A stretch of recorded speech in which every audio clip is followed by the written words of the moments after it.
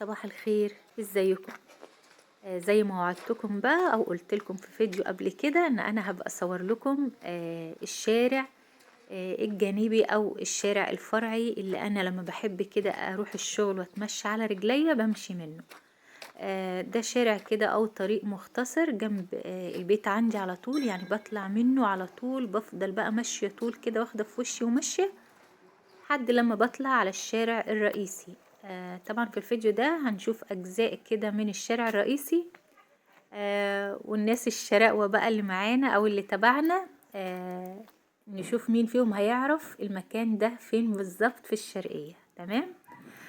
هنا طبعا الصبح أنا كنت رايحة الشغل ونزلت بدري علشان أعرف أصور قبل الشوارع ما تتملي بالناس، لأن أنا هتحرج جدا إن أنا أصور لو في ناس في الشارع، وحبيت كمان ان انا اصبح عليكم.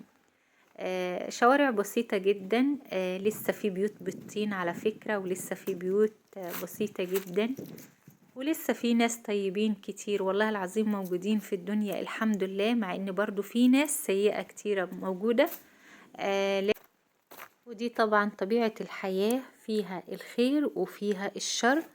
ربنا ما خلقش إنسان وحش، لكن الناس هي اللي بتبقى صعبة. ربنا يكفيني ويكفيكم يا رب شر الناس الوحشة، وربنا دايما كده يوقعنا في الناس الطيبة.